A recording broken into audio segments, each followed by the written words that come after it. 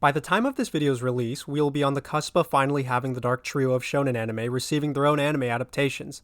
The Dark Trio consists of Chainsaw Man, Jujutsu Kaisen, and now finally Hell's Paradise, all manga that were released in 2018.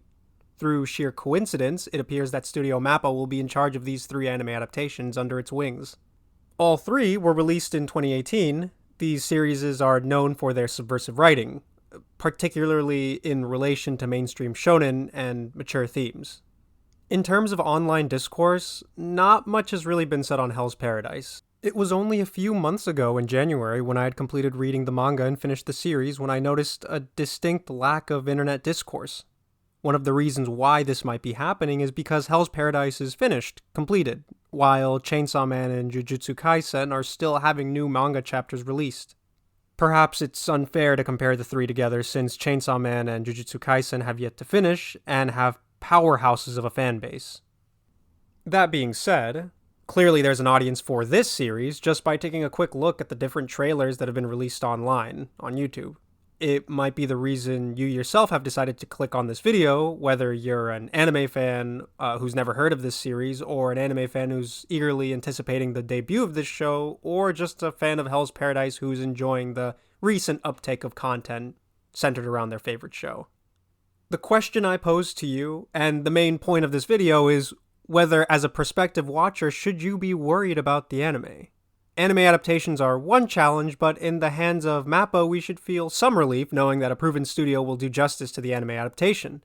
This is on the tail end of the small but vocal minority of Chainsaw Man fans who were disappointed with the CGI animation of Denji's actual chainsaws.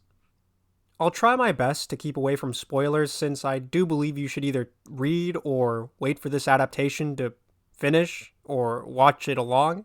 If this is your first time here on the channel, feel free to check out my other videos, or if you enjoy what you hear today, leave a like and subscribe. It'll be very appreciated. As a fan of the manga, I can certainly say without a shadow of a doubt that Hell's Paradise deserves its position as one of the three of the Dark Trio. I want to be very careful with my words here because in terms of being anti-shonen, it succeeds in its role. But when we open up another can of worms, what does it mean to be anti-shonen? Is it merely not to be screaming you're going to be the Hokage every 3 episodes, or is it just plainly supposed to be directed for a more mature audience? Hell's Paradise is a breath of fresh air regarding its more mature, more anti-children stance. When I say anti-children, I mean just introducing themes that you wouldn't normally see in a children's show. The unique combat and sheer violence used in different fights really brings to life any conflict throughout the story. There is, of course, a whole lot of nudity. But this nudity isn't meant for oogling of the eyes, at least initially. One of Hell's Paradise's integral themes is the concept of sex, more specifically how the two sexes come to affect the other through physical contact. We don't stop there as topics like sexuality and preference play an integral role in character motivations and powers. I applaud this series' approach to the taboo and be so forthcoming with it. I believe based on a purely conceptual basis, Hell's Paradise is strong and will gravitate readers towards it. Although it is an excellent read, I do have a few reservations with the actual execution of the story. There are 2 main concerns I have, which I'll expand on in the latter half of this video. The first being the sheer amount of characters we're introduced to.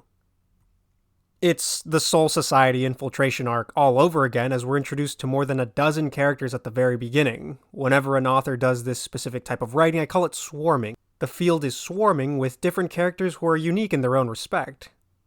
Therefore, a viewer is extremely likely to find themselves attached to any one of them. The issue here is that this swarming happens at the very beginning of the story, but then is repeated again towards about 3/4 of the way in. By the time this second wave comes, we're really close to the ending, and it almost feels kind of useless to introduce these characters because we know they're probably going to be fodder for another enemy. The second issue is how the anime itself will impact the anime industry, and truthfully, I don't think it really will. While Hell's Paradise is a wacky adventure that establishes its uniqueness through its power systems and world lore, it doesn't really have that same gravitas that makes it feel like an important show to the anime community as a whole, like Attack on Titan or Jujutsu Kaisen. I'm not saying that Hell's Paradise is uneventful, rather, I don't think it'll make that big of a splash in the pond. When you really think about it, don't forget that in April, or really this spring, Demon Slayer's Swordsmith Village arc is also debuting. Essentially, the Shogunate wants to obtain the Elixir of Life, an item that will grant immortality. Reports state that it might be on the island Shinsekoi. Did I say that right? Shinsekyo? Shinsekyo, there we go. After several failed expeditions of the Shogunate's men, various criminals are recruited to go to the island, retrieve the elixir, and be pardoned of their crimes when they return with it. Each criminal is paired with an executioner, skilled at decapitations and the way of the sword. Our main character, Gabimaru, is paired with an executioner, Saigiri, as they explore the mysterious island. The island is dangerous, as evident to the people who return from the island are transformed into these human-plant hybrid monstrosities. In terms of just the storytelling aspect, I find the events of Hell's Paradise to really stand on its own. I love ninjas. I really love ninjas. Teenage Mutant Ninja Turtles and Shredder. And the Foot Clan, that stuff is cool. And I've never really seen them go in action in anime. I mean, maybe it's due to my limited viewing number of different anime. Naruto is a show based around ninjas. At least in the pre-time skip Naruto, we get to see the more stealthy approach of ninjas. Unlike in Shippuden, where they're just straight up fighting godlike enemies. Set in the Edo period, we get to see the importance of ninjas and how ruthless and tactful they can be. Gabimaru being arguably one of, if not the strongest ninja, allows us to sit in the driver's seat and watch him showcase his abilities through ninjutsu. When it comes to mainstream anime, I don't think any other show has really been able to touch on ninjas, aside from Naruto, or at least where the main character is a ninja and we get to see the world-building aspect of how important the role of being a ninja is. I think in terms of uniqueness, Hell's Paradise most definitely goes above and beyond on establishing itself as its own identity. There is one small worry that I have when it comes to the overall story as a whole, and that would have to be the actual spread of time during the events of Hell's Paradise. This isn't really a spoiler, I'm telling you, but rather just a blueprint of the world we're about to embark on. Allow me to make a comparison. Have you ever seen the movie Jurassic Park? Long story short, scientists bring back the dinosaurs and make a profitable zoo that goes wrong when the dinosaurs start killing the visitors. The event itself happens within a day, or a few days if I'm correct. Hell's Paradise is basically the same duration. We receive a rundown of information at the beginning, pre-boarding our ship to the island, and when we do reach the island, it's just all gas. Hell's Paradise moves fairly quickly throughout its story, jumping from character to character within this nightmarish garden. My worry is, what will the length of the anime actually be? Are we going to be here for 12 episodes straight? And if so, I'm wondering where the anime will stop adapting for the second season. I know that it's unlikely, but if possible to animate the entirety of the series in one go, that'd be great. It's probably not going to happen considering MAPPA has so many projects and realistically bigger shows like Attack on Titan that need attending. Hell's Paradise is just one event. It's a straight shot. And I'm really curious to see how people will really react to it and where the animation studio will stop and leave it for a season 2. Because when I say it's all gas, I feel like any break in the action or the story might hinder people's wanting to keep watching it.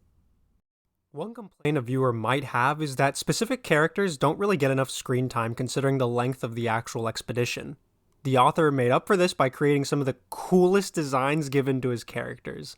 They're just so goddamn cool. I really hope this series launches successfully because I'm dying to get a Shugen figure.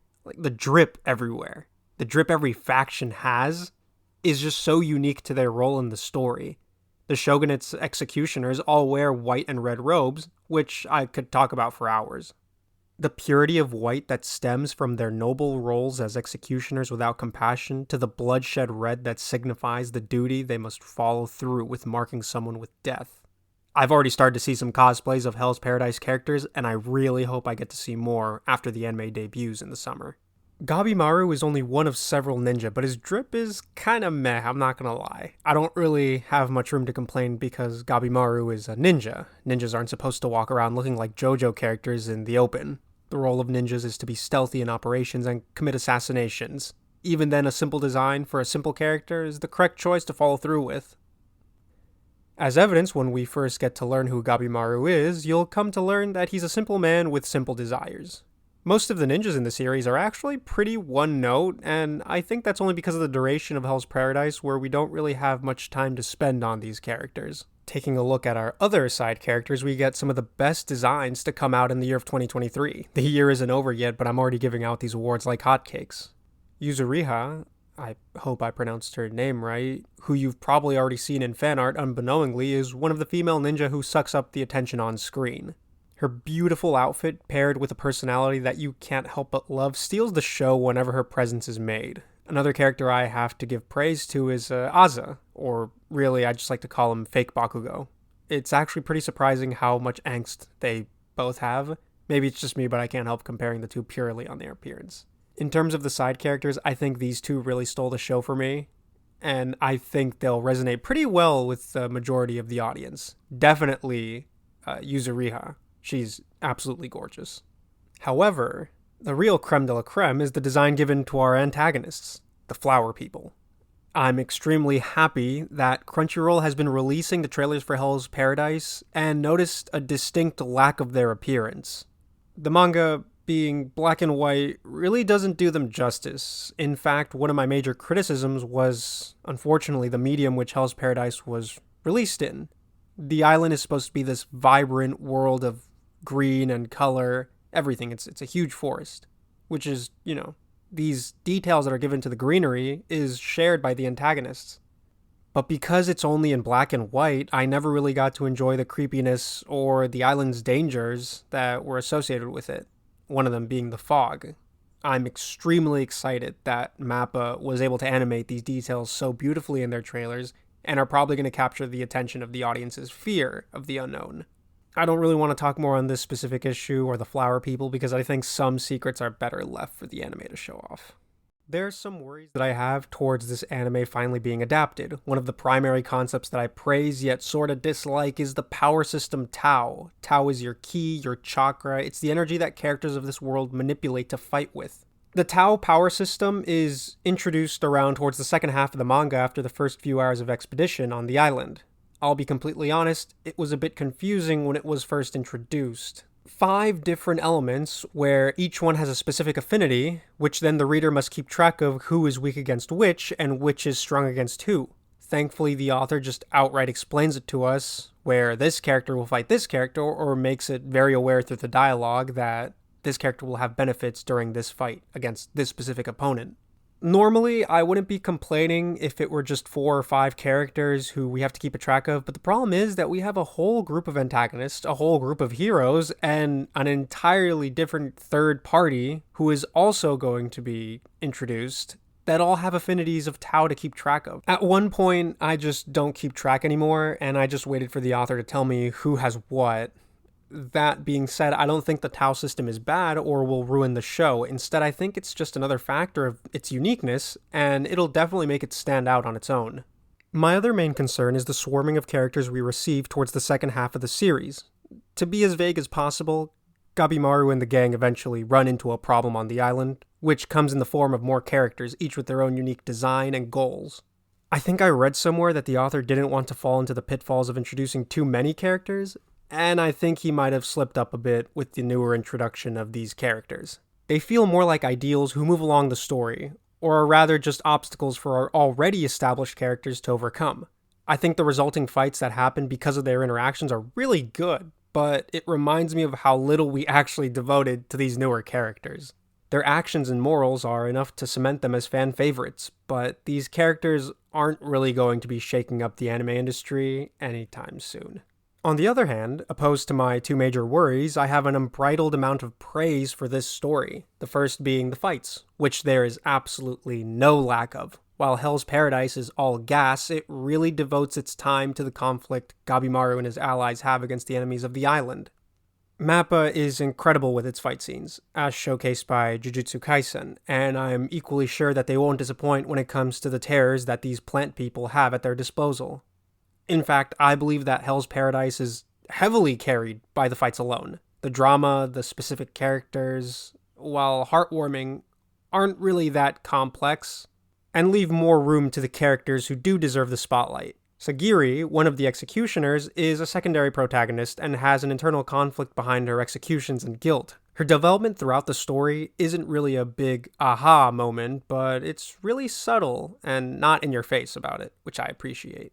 The characters that do receive any monumental character arc or development are done so splendidly, and that's one of the main reasons why they're fan favorites. The second praise I have is the unique role that sex plays within the story of Hell's Paradise. Gender roles are on full display as Sagiri is in an occupation filled with men, facing the hardships of being viewed as inferior. The identity of certain characters not really appearing to be who they really are is just another element that muddles the water between male and female. Even then, literal sex, the act of two individuals together, takes an important role in the Tao power system. The manga takes a nuanced approach to what it means to be a man or a woman, and I felt the way they handled it really teaches the reader a lesson.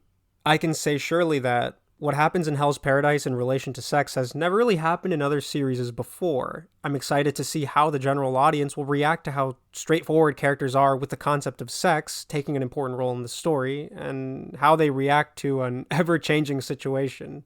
Hell's Paradise shouldn't have you worried. In fact, I think you should be ready for its debut within the coming days. I highly doubt that this anime will disappoint anyone, really, or at least it won't disappoint the majority of viewers. While there are slight worries around the edges, the center of this series will deliver. It's aided with beautiful animation and a compelling story enough to carry it over the finish line. Really, it's just a matter of wondering how far this first season will go and what we can expect to see from a season 2.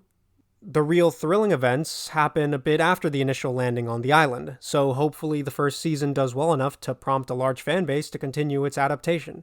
Hopefully this video was enough to interest you, and to maybe go pick up the manga or wait and stand by for the debut of the anime. I hope you watch it along with us.